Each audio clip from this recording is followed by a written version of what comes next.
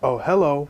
Resident Evil 3 was never intended to be the third mainline game in the series. It was actually a spin off that was just repurposed, and as such, it's much smaller than its two predecessors. Those games offering you the choice between playing as a boy or playing as a girl. In Resident Evil 3, you only could play as Jill, meaning that yes, Resident Evil is woke. Because there's only one character, this game is much shorter than previous games. Even if the other characters often didn't play very differently or have that many changes in the scenarios, having them there added a lot more to go back to specifically having reason to play through it 4 times with each character getting a B scenario.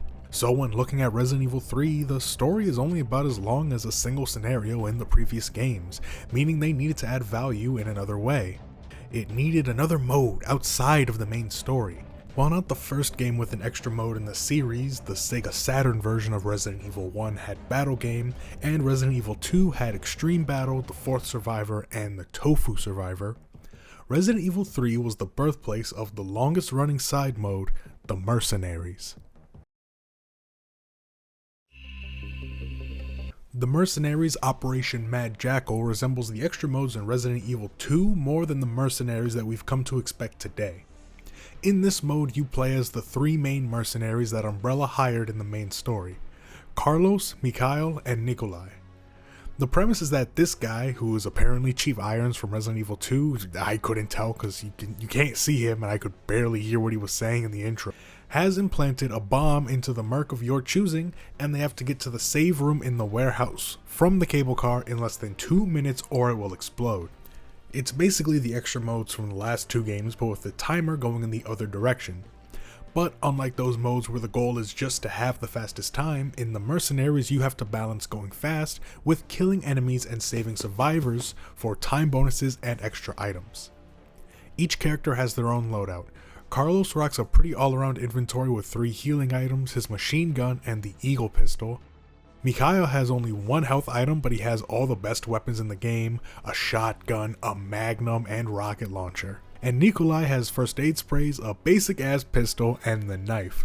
His benefit though is that he gets huge time bonuses for kills, way more time than the other characters. There are multiple ways to get to the warehouse, and even some dead ends are worth exploring, as they have survivors who you can save for more time, and they drop items, which as far as I'm aware, these are the only other items that you can get outside of your starting kit. The other ways to get time are through kills and counters, with the reward growing if done in quick succession. After each run, no matter how successful, you'll be rated and given a cash reward that you can spend on a few bonus weapons to use in the main game. As far as I can tell, the cash you get isn't just based on progress or rank, but rather what you did in the run. I'd guess that anything that grants a time bonus also adds to the total at the end, but it wasn't really clear to me what actually led to your reward getting bigger or smaller. I like how even if you fail a run, you still get a reward, meaning that no matter how bad you might be at the game, you can still get the special weapons with enough time and dedication, and you're bound to get better eventually. Unless of course you're me, who I feel has only gotten worse at the game. I don't have a lot of experience with this game. Hell, I had to beat Resident Evil 3 for the first time to unlock it for this video. Cementing 3 is my favorite of the classics, but it means I'm not super familiar with this game and how it works to have good runs. I'll be upfront that I cheated just to get to the end with each character to see if there was anything unique about the endings. There's not, by the way. My best genuine run was still like a D rank with Mikhail. He easily has the best weapons and enough ammo and ammo drops to deal with the biggest threats, mainly hunters and nemesis, including the time where they throw 2 of that bastard at you. With Nikolai, you're incentivized to just dodge and run away, only killing with an explosive barrel to get a massive time bonus, and this room with zombies laying down that are knife fodder. The only issue with that being that I don't understand the dodge in this game at all. It feels like it just happens, it works when it wants to, and never when you actually try to make it work. And Carlos just doesn't have the best loadout for this. The issue is that the pistol takes too long to kill enemies, but you have to save the machine gun for special occasions because you can't get ammo for it. Once it's dry, it's gone, and if you aren't good at dodging and want to clear the way with the pistol, it's gonna take forever. This mode is definitely fun, but it's far from perfect by any means. A lot of problems the base game has branch over into this mode. I already mentioned how the dodge mechanic feels. More often than not, you'll do it completely on accident, but sometimes even the level design itself can just screw you over and completely kill a run. I don't like criticizing old games for being clunky. It feels like a nothing burger of a statement and ignores the fact that oftentimes games are designed around the control scheme, but in this context where you might want to rush through an area to avoid enemies and save time, it's more annoying when you get caught on level design that you couldn't really tell was a physical object, or you couldn't even see where it was because of the camera angle. These are problems in the main game, but they're not as big of a deal because you can usually take your time. If you suck at dodging, then you can go around or lure a zombie away, or kill every enemy because there's no time limit. Sometimes you target the wrong enemy, or you constantly miss explosive barrels. That got on my nerves so much in this game. These are all just inconveniences in the base game, but when it can kill a run, it's infuriating when something like this happens. And there are some things that just suck overall, and by things I mean the hunters. I hate them in this game. They can combo you. I hate getting one shot when it feels like there was nothing I could do to avoid it other than mass shoot and hope that I dodge. Fuck these guys. I also think the game doesn't do a really good job explaining what to do. You get where to go, but other than that, it's all trial and error. While you're rewarded for exploring, it does not feel encouraged. First of all, I don't know if it actually tells you about the survivors, but while you do get time for rescuing them, it's often only like 20 or 30 seconds, much more time than it'll take you to get there, which would be worth it for the items if it didn't feel like I was always extremely close to running out of time. The only character that I would get a surplus of time with was Nikolai, and I didn't go for any of the survivors. I was cheating, and I still only barely made it in time with Carlos. A part of that is that I was sort of hesitant to explore outside of the path that I knew would work once I did have a run where I got to the end. There could be goodies on another path, but if it's just a survivor and takes like 25 seconds, then I don't have time for that no matter how badly I might need ammo. There are a couple of places that give you time just for going there, but again, why would I think to do that during a run? The only one I found not only had no indication that this was something I would be rewarded for finding, I honestly thought that I just stepped on something that gave me the time, but it gives you 2 seconds for like a 5 to 10 second detour. This doesn't hold it back from being fun though. Finding the route that I used was satisfying.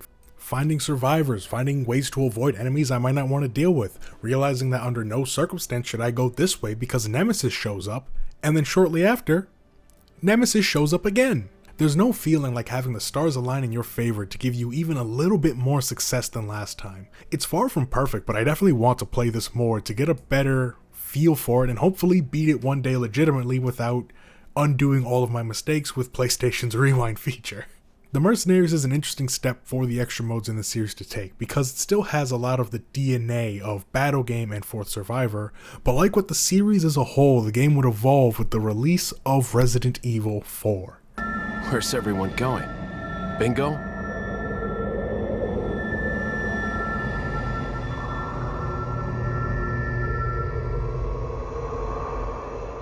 Resident Evil 4 changed the direction of the series, and while I would argue that the action focus started as early as Resident Evil 2, and Code Veronica definitely emphasized it a lot more, the shift in camera perspective was definitely another step forward that Resident Evil 4 would take into pushing the series more towards being action-oriented. That said, I wouldn't say the game strays that far from survival horror. You still need to manage your resources and inventory, and the horror, instead of being suspense, is stress from the number of enemies you have to deal with, and the real big enemies that like to show up from time to time. Naturally, the Mercenaries would take some of that into its gameplay loop. There's not any sort of plot like Mad Jackal had, at least as far as I can tell, just the characters being thrown into locations from the story and needing to survive. Like last time, each character has their own loadout unique to them, and they aren't actual mercenaries this time, so the name is just for the sake of continuity, and I guess the gameplay is pretty similar in some ways. Mainly the way the timer works. Once again, it's counting down, and you have to extend it by finding these clocks in each level. This time, instead of trying to get to the end of the level, you're trying to kill as many enemies in the time limit as possible for a high score. You get points for combos of killing enemies quickly, and there's these bonus times that you can find that give you 1,000 points for each kill while it's active, which is about 30 seconds I believe. The biggest changes right off the bat are that there are multiple levels and you have to unlock every new character, which is a pretty easy process if you're just going through casually. You have Leon, Ada, Krauser, Hunk, and Wesker, as well as 4 stages with unique enemies and layouts, like the village where the Bella sisters show up, the island with the Gatling gun guys, or Waterworld with Dr. Salvador on crack. Like I said, unlocking the other characters is pretty easy and something you'll want to do because the less of Leon you have to play, the better. He's supposed to be the all-around character, but he just sort of lacks anything to make him stand out. The shotgun gets the job done, but other characters have much better options and advantages to make them more fun to play as. The main thing Leon is missing to me is a long-range option. He's fine enough on the first few levels, but struggles a bit with bigger threats, and especially on the castle with these fucking archers. He has no reliable way to deal with them. Ada has the least amount of health, but she does a much better job at being well-rounded. The TMP is great for just roaming through a crowd.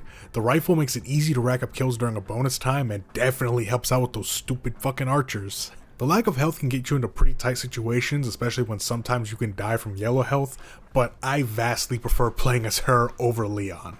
Krauser is the only character with a special move. His arm charges up and you can stinger through enemies to kill anything in one hit. With the right placement, you can get a ton of kills. His bow isn't great, it has a lot of power for sure, but it's super slow, so you need to hit almost every shot, and if there are a lot of enemies close to you, you're almost definitely gonna get hit. Hunk returns from Resident Evil 2's 4th survival, and he has a very simple gameplay loop. He mixes gunplay with his faith and employs the tactic of spray and pray. He only has the TMP, and his melee can kill any stunned enemy immediately.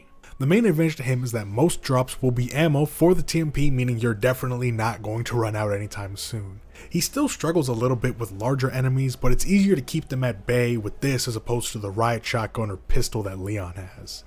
Lastly, Wesker has the best loadout by far and the most fun melee attacks to use. His pistol is easily the strongest, often killing base ganados in one shot early on.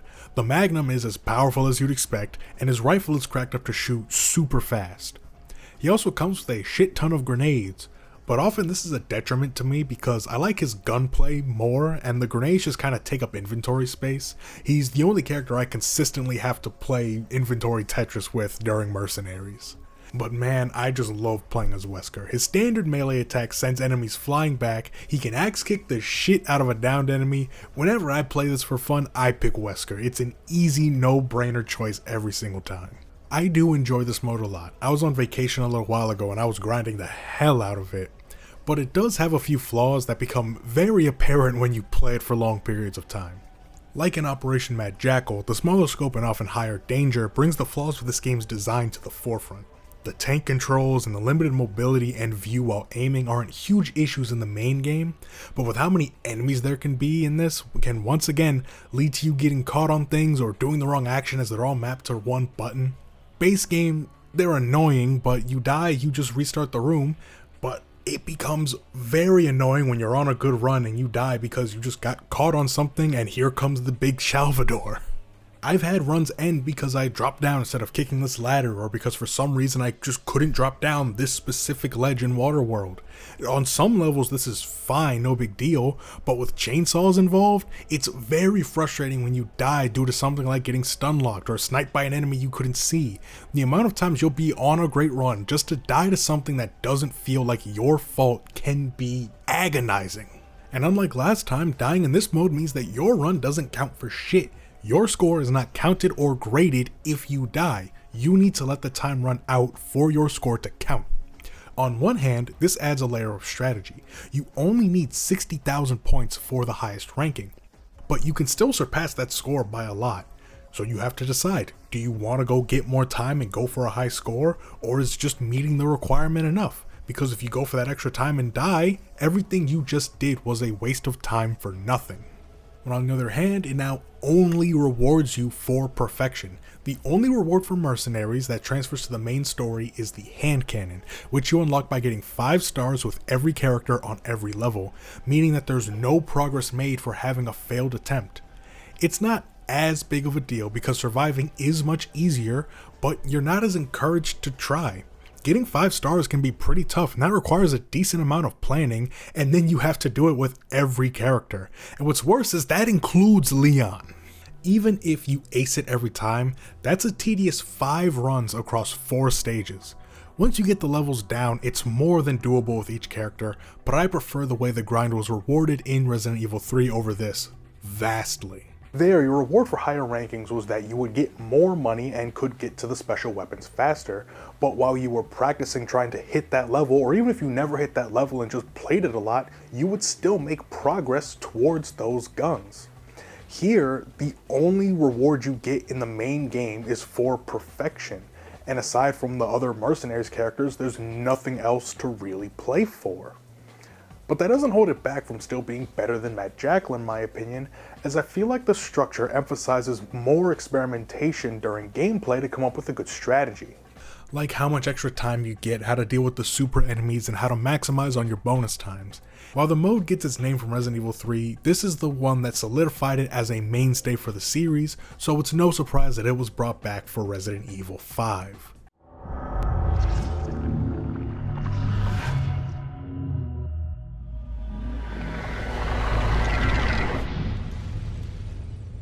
While I defend RE4 as not being as much of a stray from the series' roots as people say it is, I have a lot less of that to say with Resident Evil 5. But that means that it lends itself very well to the Mercenaries. And man, this makes Resident Evil 4's Mercenaries look pathetic in comparison. There are way more stages, way more characters, though most of them are alternate costumes. There's like 5 Chris's and Shevas and 2 Jills and Weskers, but each one still has their own loadout. The only thing consistent between them is the melee attack.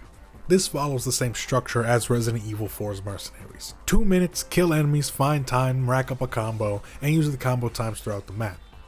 You now get more time for killing enemies with melee attacks, but the key difference with this game is that it has multiplayer. You can play Mercenaries with a friend, which is probably why this is the first game to have Mercenaries unlocked from the start. At least the PS4 version does. I found out it is not true for the PC version.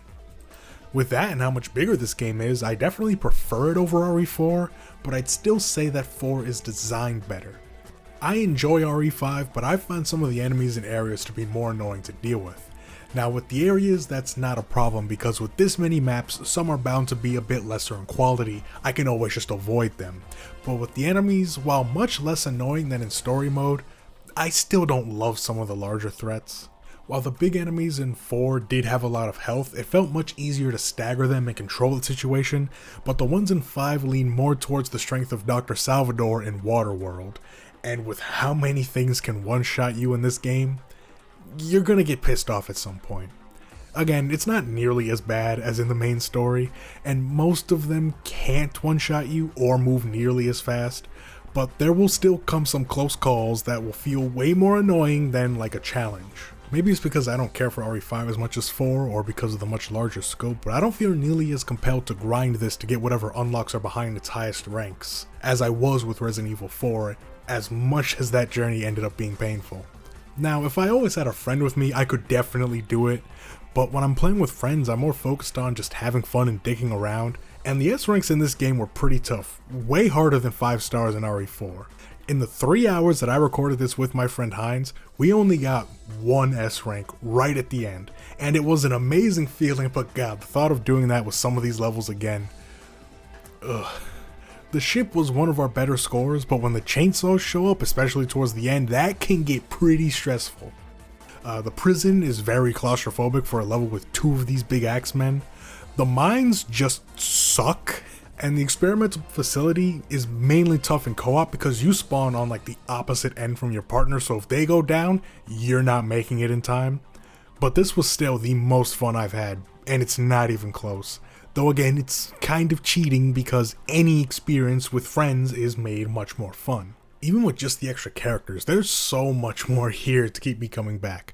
Some of my favorites are Barry because of his ground execution, Rebecca because of her flamethrower and tear gas, Josh because his handgun carries a shitload of rounds in one mag, same with Battlesuit Jill and her machine gun. Tribal Sheva for her superpowered bow, this shit puts Krauser to shame and it's not even close. And the rest are honestly fairly interchangeable aside from melee attacks. I know some of you sick fucks would love Excella to be doing this shit to you. But no character has a wholly unique loadout for the most part. There's likely something from the character that's in someone else, so if you just hate looking at the back of Josh's head, or hate how the UI flips for all of Sheva's costumes, you got options. But not the option to alternate which side the UI is for Sheva's costumes. I really don't get why it's not an option to turn off. I mean, maybe it's animation linked, but most third-person shooters have something like that, and I think she's the only one who's like this. I mean, I would get it with split screen, how the screens are set up, but even then, it should still be an option. The only thing I'd say it feels like it's missing is a character like Wesker in RE4. None of these guys feel all that special. Not only are they all unlocked from the start, but even Wesker's melee attacks don't have the same power that they did in 4.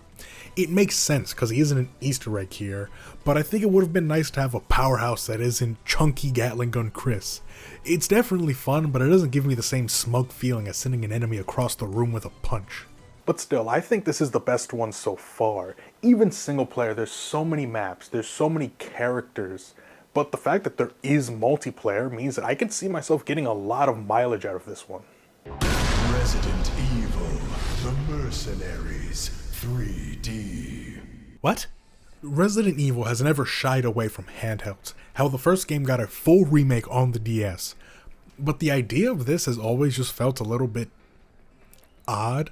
A standalone Mercenaries game for the 3DS. No campaign, no main story, just Mercenaries.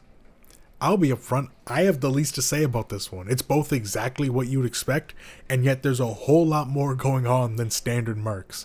But it's unfortunately held back by its nature of being a 3DS game. I've made it no secret that I'm usually not a huge fan of these games that try to take home console games and translate them to the DS. I've talked about it with Metroid Prime Hunters, as well as Metal Gear Solid 3D. I think both of those dropped the ball, and I've made videos on both of those games that you should totally check out after this one. This game doesn't fully fall into that category. I'll say straight up that the control scheme translates pretty well to the 3DS, even if I don't like the circle pad that much, but that's on the hardware, not the game. But after a while, it still ends up hurting my fingers a bit, so I didn't play absolutely everything that this had to offer, which is a lot more than standard Mercenaries, at least in terms of variety and customization. Now, I bought this game used, and you can't reset the progress, so I have all the characters and even some alternate costumes unlocked from the start. There are even some loadouts. I would have to guess that you can unlock the loadout to use on another character, so if you play as Chris a lot, then you can put Chris's loadout on any of the other characters, I would assume. Which is pretty cool. It's a little surprised that this isn't something that would come back to jump ahead a bit. But there's also a lot of these perks that you can unlock. And once again, multiplayer is an option, though this time I just couldn't find a sucker to play this with me. And instead of just stages, there are missions that, as far as I can tell, are just different enemy variations maybe? The way these missions are laid out is straight up awful. For some reason, the tutorials are all in there as regular missions. The first 5 levels are all the same map from RE5 Public Assembly, and it takes until the third group of missions for it to feel like it's done holding your hand and softballing you. A lot of these early missions have a pitifully small number of enemies before it just says, you're done, even if there are a lot of enemies still alive and still attacking you. Even when it does send you into regular mercs, something just feels like there's only a handful of enemies that you just can't find. The weirdest part about this game is honestly the roster. When I was looking at the Wikipedia page for this game, the only thing under the development tab said that there was confusion about the absence of Leon from the roster. And when I read that, I first thought, well, it's clear that this game takes more cues from RE5, with Chris and Jill seeming to be the main characters I would see in pictures, and most of the maps being from Resident Evil 5's Mercenaries. But then I started the game and looked at the roster to see, yep, Chris, Jill, Barry, Rebecca, and Wesker were all here, as well as Claire Redfield, so clearly the roster is more focused on this side of the series. But then I saw Krauser sitting right next to Wesker, and a couple of the maps are from Resident Evil 4, like the village and the island, so yeah, where's Leon? I can imagine this being a great game to have back when it came out. It controls and looks surprisingly well. There's so much to do, even if a lot of it does feel like just checking off boxes. But in a day and age where I could play the Mercs United on a Switch, it's kind of lost all of its novelty, and I'm probably never going to really give it much thought because while it has its own identity, it still is for the most part just a worse Resident Evil 4 or 5.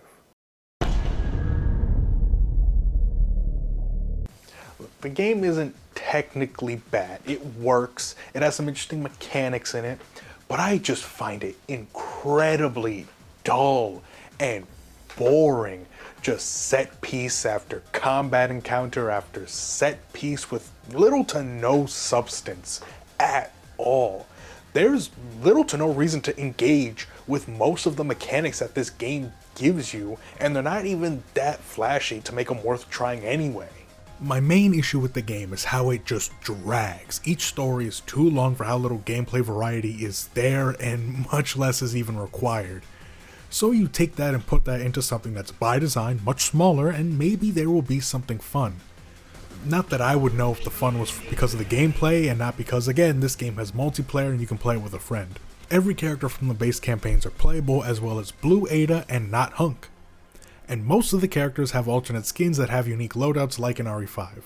Once again, the melee attacks are mostly the same no matter the costume, but this game does have unique attacks based on what weapon you have, which is, admittedly, kinda cool to look at. On paper, this should be the best Mercenaries yet. Mercs has always been more action heavy, so despite the emphasis on action being the thing that drives people away from the main story, all of the mechanics should surely make this the most robust Mercenaries yet. I hate this game.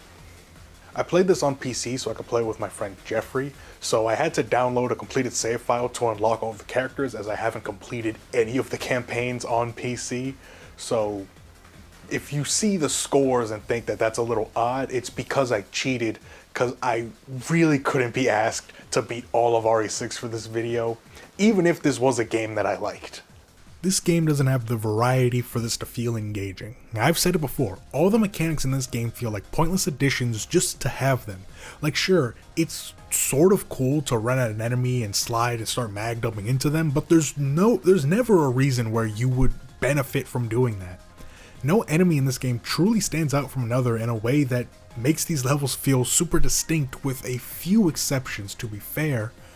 But the combat just doesn't feel that engaging to me. Style over substance. You can do all these flashy moves, melees, finishers, counters, but the enemies only come in basically brain dead, tanky and annoying, and the catacombs. The armored enemies in this game are way more annoying than in the previous games. There used to be a lot more feedback for hitting the exposed areas, but in this game it feels like most enemies can just tank through shots no matter where you hit them. You still run around to get time, and you can shoot the combo times now, often you have to, and when playing with a friend the drops are different based on who you are. You can blow up a group of zombies and run through and pick up all the ammo, and when your friend runs through later, that ammo is still there and is relevant to the guns that they have for the character that they picked, and not just redundant ammo that they can't use, which is admittedly a problem that RE5 had. There's also now a goal of killing 150 enemies before the time runs out. You still get scored if time does run out before you hit 150, but now 150 enemies is the hard limit of enemies that you will be encountering.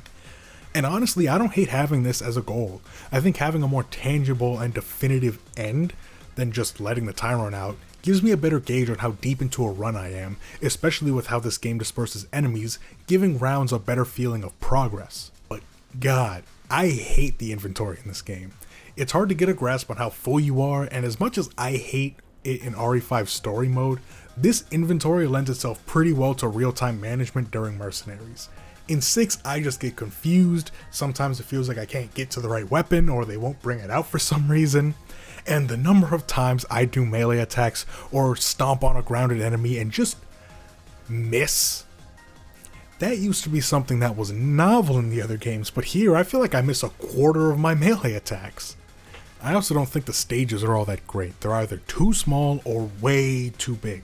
Now, hopefully this is just a problem in the 2-player, but the amount of times there will just be no enemies around me was nuts. It would occasionally happen in the previous games, often right when you hit a combo time, but it was insane here how often all the enemies would just be somewhere else and you had to go find them.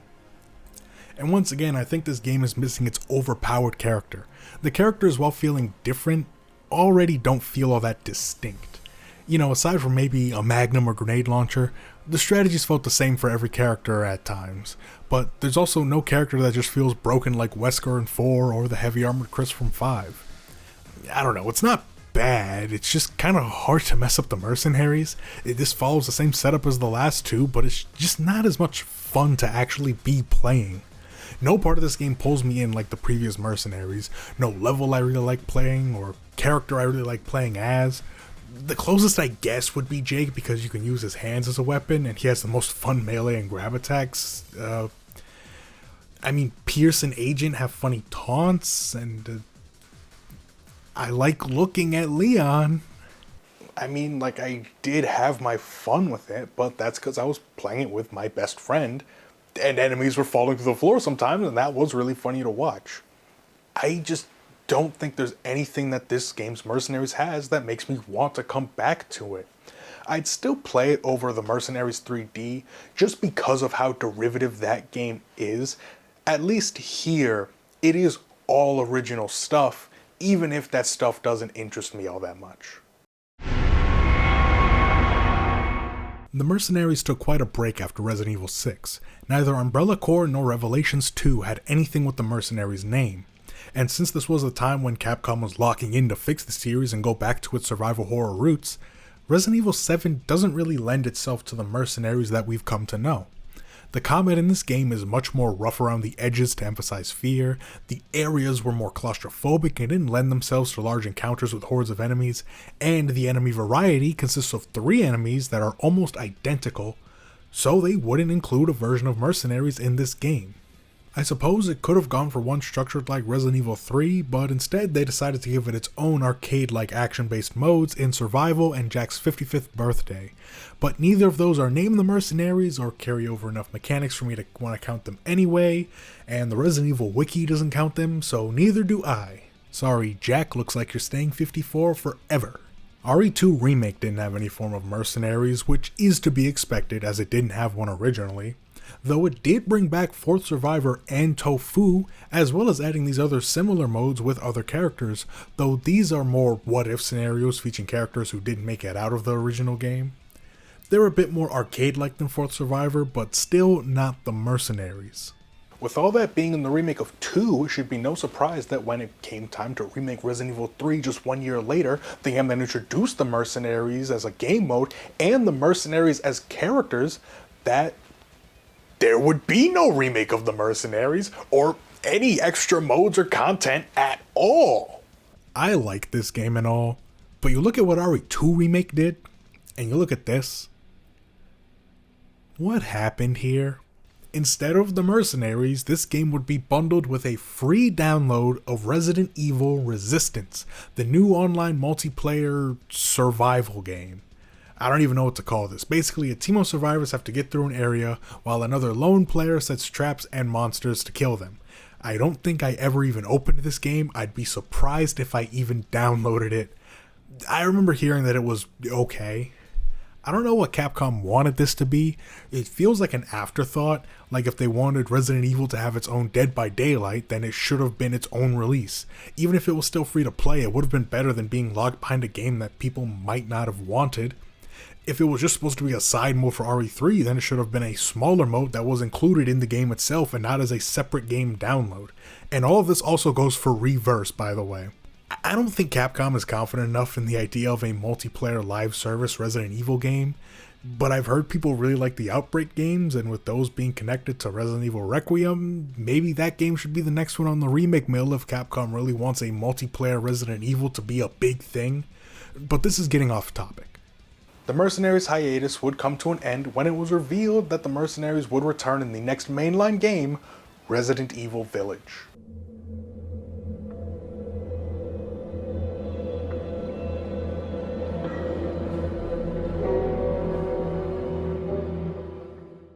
Resident Evil Village would bring combat back into focus for the gameplay, with Ethan being much more capable in this game than the last. The gunplay feels much smoother and the maps are much bigger for larger encounters. So it makes sense that this game would also bring back the Mercenaries. And I remember playing the hell out of this back when this game came out. I had about 12 hours in the game, and like 4 of those were just the Mercenaries, which is surprising because at launch, it didn't have all that much content. There were 4 maps, and surprisingly I didn't even unlock them all, but the only playable character was Ethan. They would change this in the future though, adding a couple of new stages as well as Chris Redfield, Heisenberg, and Lady D to the playable roster, who I'm definitely calling Lady D because I want to and not because I don't know how to pronounce or spell her full name. This was part of the DLC package that this game got, which included the Shadow of Rose story expansion as well as the third person mode. But for some reason, neither the third person mode nor Rose would be part of the Mercenaries. The third person mode I could kind of get. This always felt like a way to just please the fans who didn't like the switch to first person, and with how characters like Heisenberg and Lady D work, even Chris to an extent, I understand that it was probably easier to stick with the first person perspective, just given the scale of this. But Rose is already playable in the story DLC, which was the main selling point, so I don't really get why they couldn't just give her a few abilities and make her playable in the Mercenaries, since this was all part of the same DLC pack. This game's Mercenaries feels like a middle point between RE3 and RE6. The stages in this game are made up of multiple areas, each with their own layouts of enemies. You need to kill the designated amount to open the exit and move on, but if you're thorough, finding all of the enemies won't be too hard. You get time back for killing enemies like in RE3, the bonus changing depending on the enemy in question, as well as there being bonus times throughout the level. Alongside the time orbs are these blue orbs that give you the choice between 3 perks to add to your character, and these can be game changers. Some are simple, like faster movement speed, which is essential for Chris, increasing damage based on what weapon you have or the health of the enemy, one that I love that gives dead enemies a chance to explode, one that doubles your ammo capacity to insane amounts, and each character has some that are specific to them that you can unlock. One in particular I like is one that gives Chris the ability to reload his gun whenever he kills an enemy with a punch. But instead of taking the ammo you already have to do it, it just refills your mag even if you're out of that kind of ammo. In between areas you can shop with the Duke to power up your weapons and sell anything you don't need. I recommend for Chris and Ethan you put all of your eggs in one basket and sell everything but the ammo for one type of gun, whatever you feel like using. Every round Ethan gets ammo for handguns, shotguns, and a sniper for some reason. I mean, I do like the sniper in this game, but they don't give you nearly enough ammo for it to be worth investing in. With Ethan, I go for shotguns all the way. The SYG has crazy range and power. When they added the other characters, I figured Ethan would get the short end of the stick because he won't have any special abilities, but he still might be my favorite character to play as just because of this shotgun alone. There was such a satisfying feeling blasting enemies away with it. Chris has his assault rifle and pistol from his segment of the main game. If you get his reloading punch ability, then the rifle is easily the best play. It is pretty strong, and obviously being an assault rifle, you can shred through health bars at full auto. But even his pistol is pretty good if you upgrade it enough. It's a safer bet because they shower you in handgun ammo, and with Chris's onslaught ability boosting damage and movement and reload speed and fire rate, you'll be gunning down Lycans like they're Ethan's wife in no time. Chris doesn't have the ability to block or any way to heal, instead he has more melee attacks. He can straight punch for high damage and hook for invincibility frames. Though, after a while I just stopped putting money into anything but the straight. Full power, this can decimate damn near anything in front of you, it is amazing to see. Heisenberg's the character I have the least experience with, not that he doesn't have fun abilities, I like sending a bullet at people and hitting groups with the charged hammer is very satisfying. But I don't like the normal hammer attacks all that much. I think even fully upgraded, it just never really hits a peak of power that felt satisfying to me. He has a few projectiles and the ricocheting saw perk is fun to use, but this magnetic field thing that lets him draw enemies to him is basically useless. Maybe it's because I was on the factory level and it's not a good place to use it, but I don't really care much for his gameplay. The last character you unlock is Lady D, who is very tall and can make the levels a little bit awkward. You have to crouch to go through most doors and smaller areas, and your blind spots are huge. But she's easily the most fun, the Virgil of this game in my opinion. And I'm not just saying that, her throw meter fills up as you attack enemies and goes down when you get hit. That's just straight up Virgil's concentration mechanic. It gives you access to more powerful versions of your base attacks, stronger attacks altogether, like throwing the mirror at people, which is hilarious every single time. An enemy giving you shit and the standard claws just aren't cutting it, just throw an entire fucking mirror at them and kill them in one hit. She also, at full throw, gets the ability to summon her daughters, when they'll just go off and kill anything that you don't feel like running up on. Her regular attacks are clawing enemies, which can get pretty powerful if you get the alternating pattern down or just level them up fully and use the double claw. And I think no matter what level your claws are at, if you do this charging slam move, you'll kill most enemies in one hit and stun a lot of enemies surrounding them, sending swarms of bugs on enemies, which can weaken them, if not outright kill them. I still think I prefer Ethan with the shotgun just because he's normal sized and has a lot more range, but Lady D is by far the most fun, the most gleeful joy and whimsy happiness you will have playing this game. The levels are all pretty solid. The challenge often is making sure you remember where every enemy is to make sure that you get them all. If you're going for every enemy, then oftentimes you're going to go into an area too early because sometimes killing an enemy somewhere else triggers more to spawn, or you'll pull a Crash Bandicoot and miss one enemy somewhere in the level with no idea where they could have been. Each level is pretty distinct even when they use the same areas, and surprisingly most of the bosses are represented here too. Imagine my surprise when the final level of the base game anyway ends with the final boss of the story mode.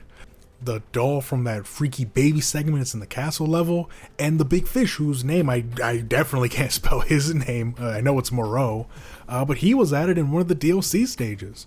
The only level I don't really like is the factory. It only has 2 areas and they both cover the same few rooms, just the second one starts at the other end. I find it to feel a bit bloated.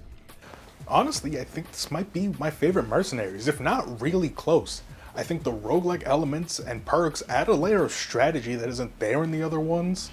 I think that the level design being like Resident Evil 3's Mercenaries, while the action is like the Mercenaries that came after, make this one that I can go back to over and over again without getting bored. And then with characters like Heisenberg and Lady D playing so differently, that also adds to it because the special characters from the previous games sure were a lot of fun, but it was still the same base game of shoot them in the head in melee.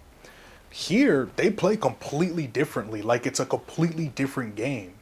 It is really close though, because I have a lot of fun memories playing the Mercenaries in... Where's everyone going? Bingo?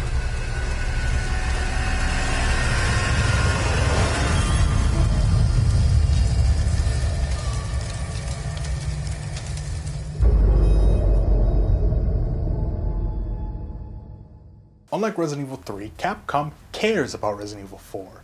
It was already considered to be one of the greatest games of all time, so when they remade it, they couldn't afford to cut any corners, and that extended to the side modes, as a little after release, the Mercenaries would be available as a free download.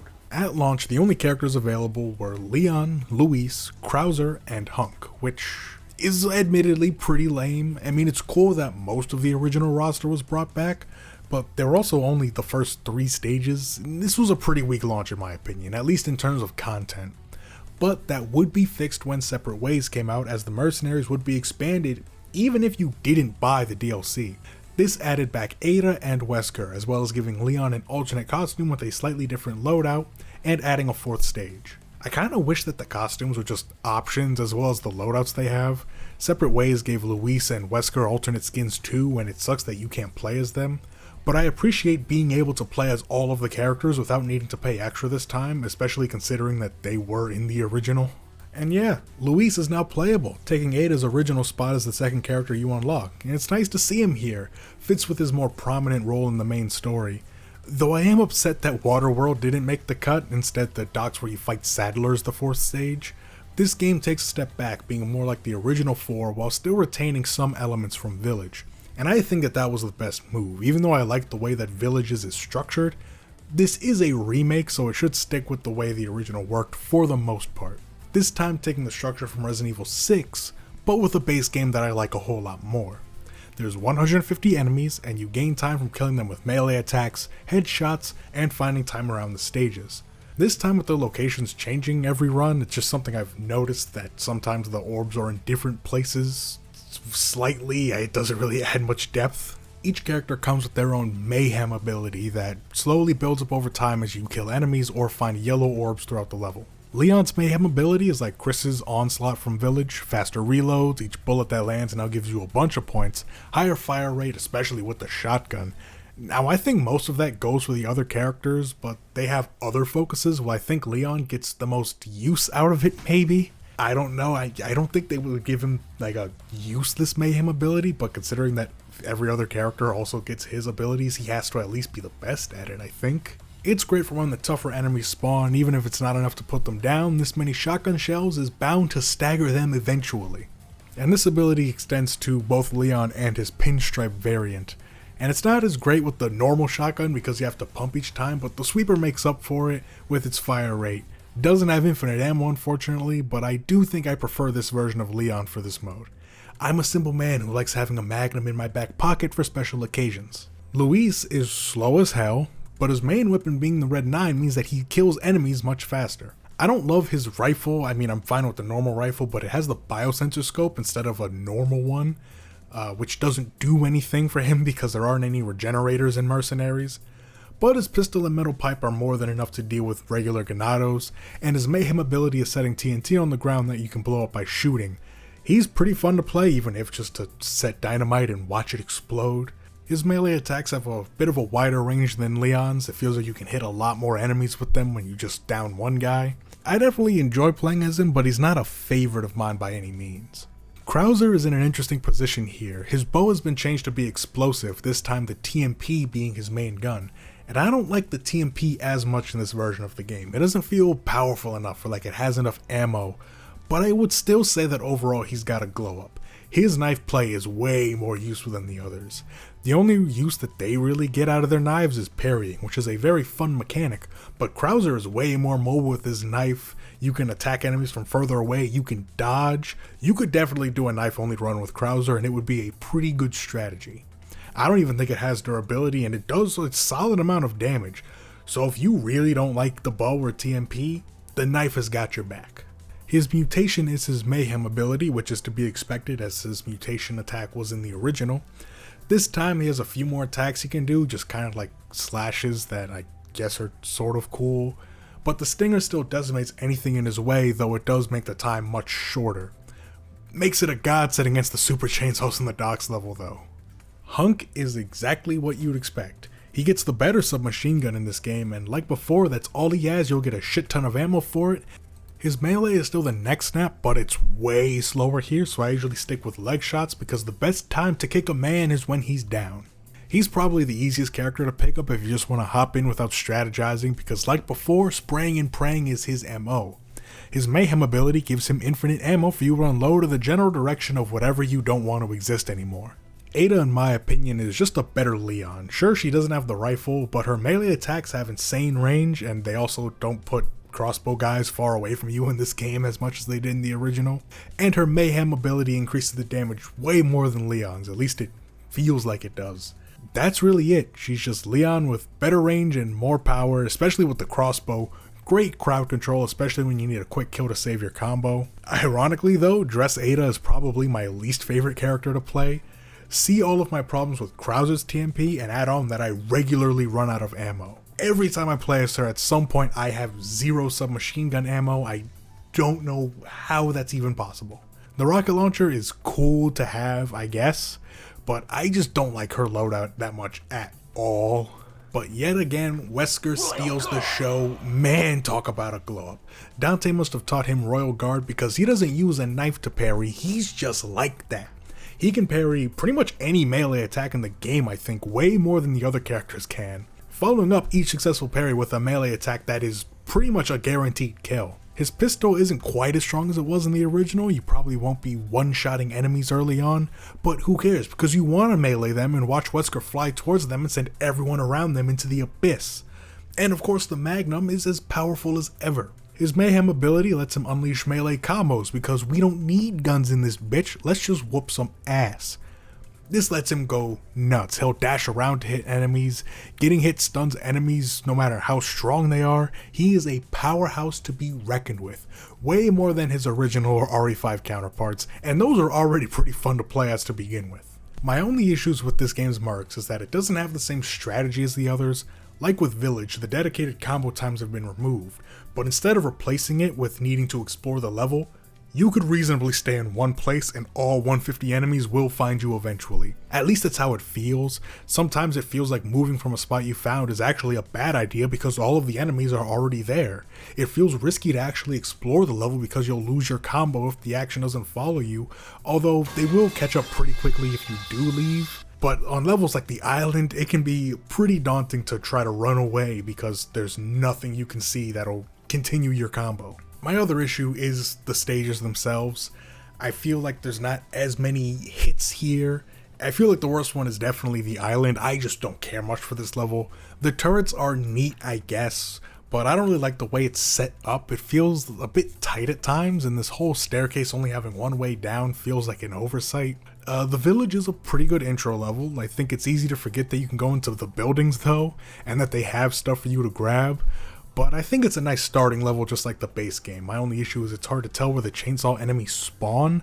Not that they're hard to find, but it's pretty stressful thinking that they're right behind you waiting to one-shot you from behind. The castle is easily my favorite level. This upper area is a nice place to set up shop and keep distance from the bigger enemies, and you can even use the cannon, which makes these armored fucks a non-issue. The docks is the hardest level by far. They throw so much bullshit at you, so many tough enemies, white Dr. Salvador, RPG guys that can turn you into a fine red mist if you're not paying attention, no Vistadors that are just flying around waiting to hit you while you're not paying attention. I think this stage has every type of enemy. I don't come to this one often, at least not without Krauser or Wesker to deal with the Super Salvadors. The village and the castle are the only two levels that I think are really consistently good and fun to play on, because the docks can get very annoying and the island is just always a little bit ugh. Also in this game you get to keep your score if you die. Technically this started with Village, but I didn't die playing that game's Mercenaries, so I don't have footage to prove it. It's also really easy to get an S rank here. The ranks honestly feel like a formality. If you kill all 150 enemies, you're pretty much guaranteed an S plus rank, and if you get a 150 combo, which is insanely satisfying, the S plus plus is also guaranteed. But as far as I know, there's no reward for getting all the S plus plus ranks. The hand cannon just requires you to get an S rank, which is 200,000 points, on only the first 3 stages, as those were the ones available at launch. And you don't even have to do it with every character. You can just pick whichever character you like the best, and go into each stage, get 200,000 points, and then die, and you'll get the hand cannon. I don't care that much about that change, but a part of me does miss the strategy and satisfaction that came with figuring out how to 5-star a level with each character, but I greatly appreciate how it's no longer nearly as tedious. This is definitely one of the most fun Mercenaries, so I'm glad we're going out with a bang. I could play this one for hours. I just really wish it got a few more stages, but even still, this game I think is the most fun base game to work off of, and the way they add to it even more with the Mercenaries makes it a blast. As of recording this, like 4 days before Resident Evil Requiem comes out, it's not confirmed if it will have a Mercenaries mode. Now obviously by the time you're watching this, not only has Requiem been out for quite some time, but it did get its side mode minigame Leon Must Die. Now technically it's not the Mercenaries, and because I didn't count the extra modes in Resident Evil 7, this also technically doesn't count, so I'm not going to put it in the overall ranking, also because it's just way too new for me to accurately give my thoughts, especially when I've only had time for a couple runs. But it is very Mercenaries inspired, and it's the most recent thing that we have, so I figured it was still worth giving a couple minutes to talk about, at least my first impressions on the experience. And because it's the most recent game, spoilers for Resident Evil Requiem go to this timestamp to avoid any talk about spoilers. There's bosses, areas, gameplay. If you haven't played Requiem, you don't want anything spoiled, skip ahead in the video to the end. I won't talk about Requiem again after this section. The first thing that stood out to me was that it's framed as like Grace's home safe, but Leon's work isn't done. But not only are the scars from Raccoon City Syndrome, not scars, bruising from Raccoon City Syndrome still visible on Leon's model in this mode, but the whole goal of the mode, the final boss of this mode, is also Victor, who died before Grace got to go home safely. So it is just funny that they would frame it that way. Obviously this mode isn't canon, but I just thought that that was an interesting thing for them to choose to do. This mode has you going through various areas from the main game to kill enemies, to get more time, get weapons, because you only start with one weapon, and you fill up this little meter, and that allows you to buy perks similar to the Mercenaries in Resident Evil Village, except this is much more on demand. As soon as you have the funds, you can purchase a perk, and you only have a set number of perks that you can take with you at a time, but you can always replace one if you realize that it's actually pretty useless, like that flame kick I didn't get to use much. Once again, this benefits greatly from Leon's gameplay in the base game of Requiem being as fun as it is. This mode is also the only time in this game I have felt like the machine guns were worth a damn. And there's a bit more strategy to your routing than in something like Village, because you get to pretty much choose the areas you go to based on the path you take off of the first area, which is the first Leon segment from the base game. Each area has its own unique layouts as to what enemies can spawn and where weapon pickups are for new main weapons. They can spawn with certain attachments on them, and you really gotta hope that you get some good stuff, because some of these areas can be pretty rough if you're ill-equipped, which at the start you only have Leon's base set, which is a hatchet and the alligator snapper, and the alligator snapper sucks. I only recorded about an hour, and I had one successful run in it, which was pretty nice to see. I think there's 5 difficulty levels. I'm working on trying to beat whatever I think it's like phase 2 or like level 2, pretty much the harder difficulty. But so far I am enjoying it. I have no doubt in my mind that when they release story DLC, they're going to once again put more characters behind a paywall, and I will once again buy it, because that's just the kind of person I am, because I think Requiem is a lot of fun, and I think that this mode is a great addition. And no, I'm not salty that they called it Leon Must Die, which is an homage to technically Ethan Must Die, which is an homage to Devil May Cry, and you know, I'm feeling a little bit salty about Devil May Cry right now. I don't think any of these are bad. Even 6s is decently fun. 3D is a neat novelty, and I'm sure it was great at the time. And all the rest are genuinely great. It's interesting to see how this mode has evolved. The jump from RE3 to RE4 is pretty big. You could easily make the argument that they shouldn't share the same name. The original mode fits in way more with modes like the Fourth Survivor than what the Mercenaries would become.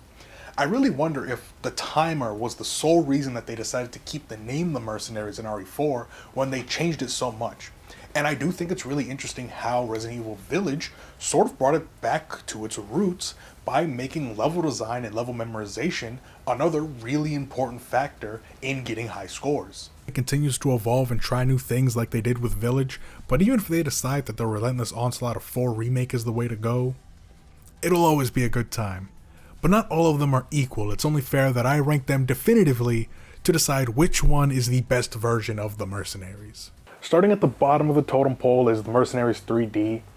I just think it's a little too bloated. It is a really cool novelty, but I just don't see myself ever going to this one over any of the other modes in this video. Then right above that is 6's Mercenaries. It gets a lot of points for being multiplayer that adds value to literally anything. Jerking off is fun with friends. It's just not a base game that I really like all that much, and none of the characters or stages really grip me in any way that makes me feel like, you know what, I want to go back to play that one. I realistically don't see myself ever playing this again. Then I'll put Resident Evil 3 because it is a lot of fun to run through, and it has a lot of uniqueness because of how the series will pivot from that format. But it can be a grind to get good at, which is why I cheated. There's a ton of trial and error, and things aren't really explained all that well to you, but I do love how they're willing to get ludicrously insane with enemy placement, like having multiple nemesis attack you. I didn't plan this, but from here it's kind of just the games in release order, because the original RE4 is next. It is a lot of fun. RE4 at its base is an incredibly fun game to play, but it's just ultimately lacking in content. There's not a lot of stages, there's a decent amount of characters, but you can get pretty bored with it pretty quickly. Which is why RE5 is next, because it's pretty much just 4, but with way more maps, way more characters, and you can play it multiplayer. But even without that, single player is still a lot of fun. There's a whole lot of stuff to do, even if you just want to mess around for half an hour. I think there's way more options, way more maps I'm in the mood to give a shot, way more characters I like to play, because who doesn't love playing as Barry fucking Burton? Then it's kind of a cop-out, but I can honestly go back and forth between 4 Remake and Village. I love the arcadey feel that 4 Remake's Mercenaries has. It can get way more intense, and that's a lot of fun. I love slapping people around with Wesker and what's his name? Krauser, damn it. But it is ultimately lacking in stages. There's only 4, and 2 of them I don't really like all that much.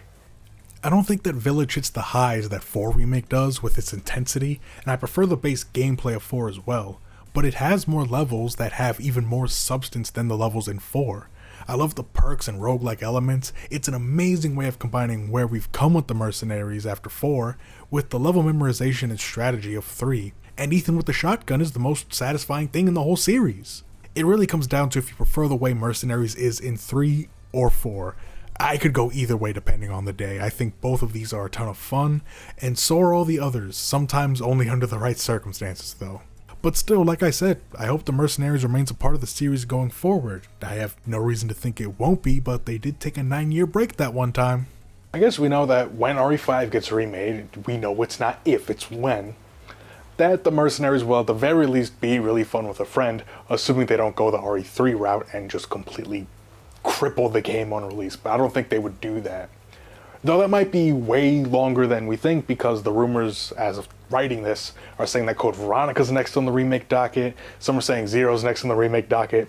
I don't put stock in rumors, and neither should you, but like, this has been the same song and dance since like 2020, hell, 2019 after RE2 remake.